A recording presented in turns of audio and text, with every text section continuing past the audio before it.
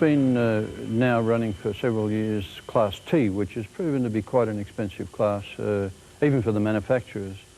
Below Class T we've had D and E, and while on the surface they appear to be quite low-cost classes, in effect, because they're production classes and they suffer from the economies of producing vehicles so that you can get them at a reasonable price for the public, even the best of them, certain components fail under the rigours of racing off-road. So we look forward to achieving two objectives: to getting a production truck as close to the one that you buy on the road that can last and doesn't fail, and in addition is within the budgetary constraints of privateers, and we've come up with super production.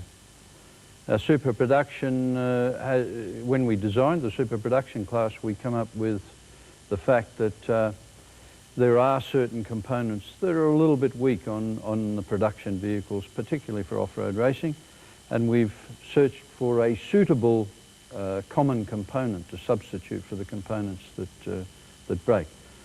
Gearboxes are typical. Gearboxes get a very tough time in racing. And in front of us we've got the SATIF gearbox that has been chosen and will be used by all the super production cars. We buy it in from France in a quantity which gives us a very reasonable price when compared with a production gearbox, and of course its ability to endure the off-road racing strains is much better than any production gearbox, and so everyone will use this gearbox. But in other areas, suspension transfer boxes, in other components we've searched around for things like half shafts and ball joints and other components for the strongest one. It may come out of Nissan, it may come out of Toyota, it may come out of Ford, and we will be using those components as common components in each of the trucks. There are restrictions on the way you can build roll cages and other things, but a reasonable enough freedom so that the various manufacturers and their workshops can produce it at the lowest possible cost. We're looking at tyres. We're looking at using less expensive tyres if we can. That's a tougher job than it appears on the surface, but we continue to look at it. And the objective here is that we can bring one big class based on a production vehicle to privateers, be they well-heeled, and the manufacturers alike. In addition to the design, the manufacturers are making kits of components available to privateers, and I think this is a big break in the sport going forward. In motorsport generally, the costs are always a problem. So a rationalised approach, rationalised components, has been a common approach to various forms of motorsport, and we're now applying it to off-road racing. The differences in our new SP off-road vehicle compared to a standard car are really not that great. Maybe I'll just walk you through the vehicle and show you a few of the essential changes that we've made. If we start at the front of the vehicle, we've been allowed to increase the front ground clearance compared to the standard vehicle from below the wheel centre line. This is an area in the standard vehicle where we incur a lot of damages on off-road vehicles. So this really reduces the cost for us into the future of bumpers and front chassis components, etc. If we go back to the suspension pickup points, these are based around the standard vehicle with the top wishbone having a small 40mm allowance, and of course the suspension points themselves are reinforced. The bottom suspension points must be exactly standard. We're allowed to fit a steering rack now, which is more reliable and stronger for the vehicles under the conditions that are going to be used. So everybody will be allowed to use the same steering rack, and it's a very strong unit. If we look further back into the vehicle, as always, safety is a massive importance to us. So the roll cage not only adds the strength to the vehicle, but the security and the safety of the passengers or the co-pilot and driver are essential. Behind the rear door in our Nissan vehicle, the double cab which we're using, this whole area inside here will be taken by the fuel tank. The vehicle must be able to do 500 kilometers without stopping. So for the South African Championship, we'll have a fuel tank right on the limit for the rules, which is 350 litres. The fuel tank will be made of plastic and filled with anti-surge foam. The rear suspension still must retain the original live axle concept. However, we're allowed to put coil springs and fit 4 links to the suspension. By that I mean 2 parallel links at the bottom and 2 links at the top which join in the middle of the axle.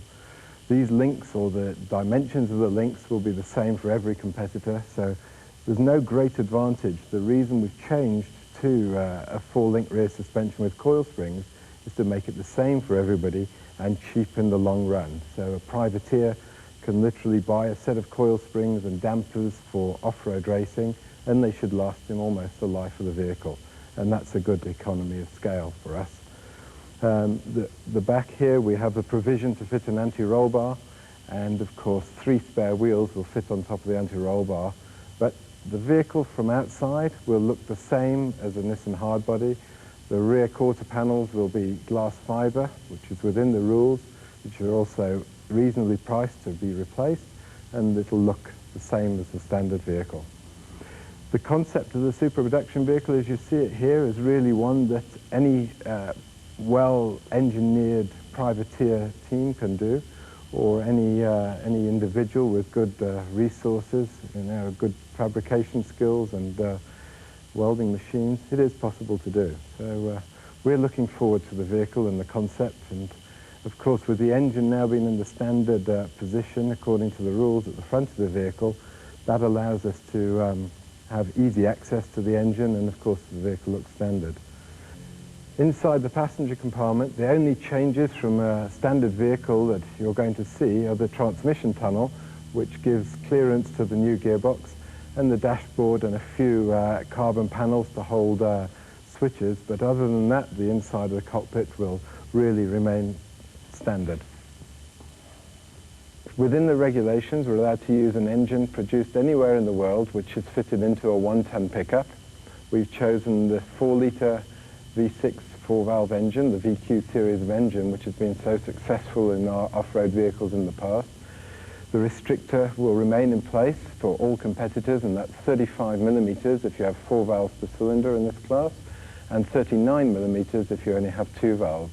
That'll help the 2-valve engines, really performance levels, be more on par with the 4-valve engines, and should level the playing field. Good news is the Castrol Toyota team will be joining the super production class fray.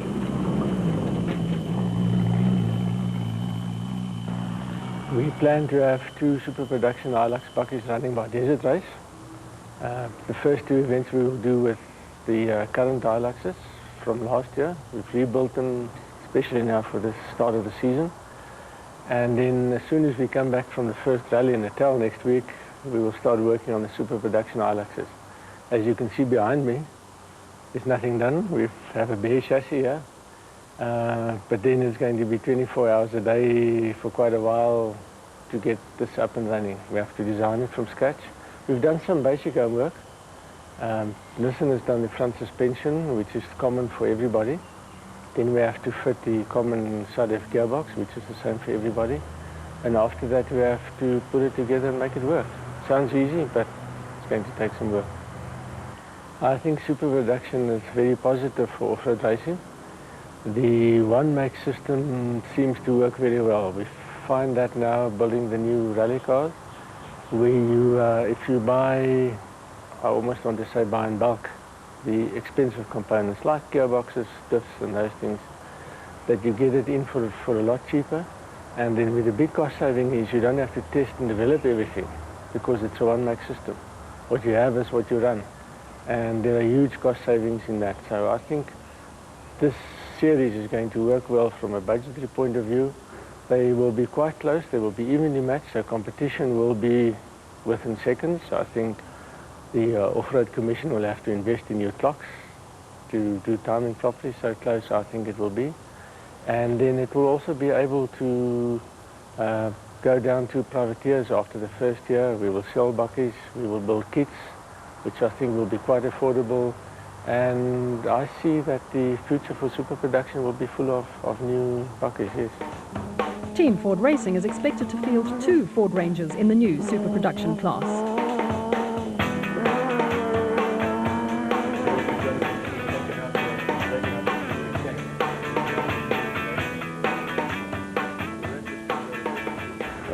The new class, the super production class, has come about in that already last year we saw that Toyota wasn't involved in the Class T class because it was just becoming too expensive, and I think we were possibly the guilty parties. When I say we, Samcor, which is now Ford Motor Company, we imported the Mitsubishi Pajero, and we brought that into the kart with a Dakar winning car, and we kind of like picked up the whole level in off-road racing and started the ball rolling with the new super Class T cars. So I think we possibly the guilty parties that brought in these expensive cars.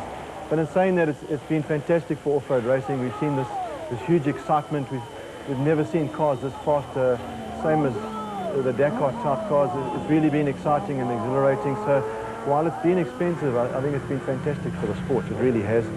And but we've had to pull it back a step now.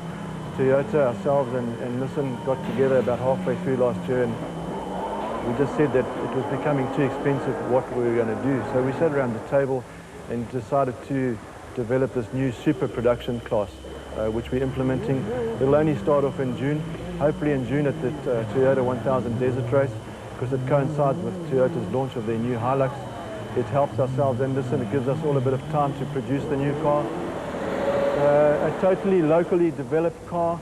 The cost will be a lot less, but still very, very exciting cars. I don't think they're going to be too much slower than the existing T cars. In some cases, I think they might even be a bit quicker. But it's going to be a lot cheaper. It's definitely going to be the playground of all the manufacturers. We're hoping to encourage more manufacturers into it because it's going to be a lot more affordable and not just a bottomless pit. There's a very tight set of rules which are in place so that it's not just money that's going to win races. Yes, if you've got lots of money and lots of cars, you're going to get more coverage, but at the end of the day, a privateer can build the same cars which the factory can buy.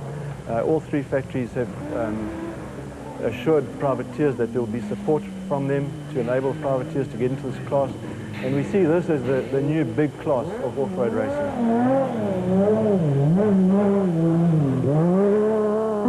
Super production cars you will be allowed to race a diesel, but there'll be a different set of rules for that. So obviously if the Touareg or such vehicles want to come into it, they're more than welcome. But essentially to start off with, it'll be a petrol-driven class. But there are different regulations within the class to cater for diesels if they want to. All 3 of us, or when I say all 3 of us, Nissan, Toyota and ourselves will be racing petrol 4-litre vehicles to start off with. And hopefully there's some other manufacturers that will join us as well. And we'd love to see some diesels, oil burners thrown in with us as well. Extreme Off-Road is proudly presented by Nissan, Ford and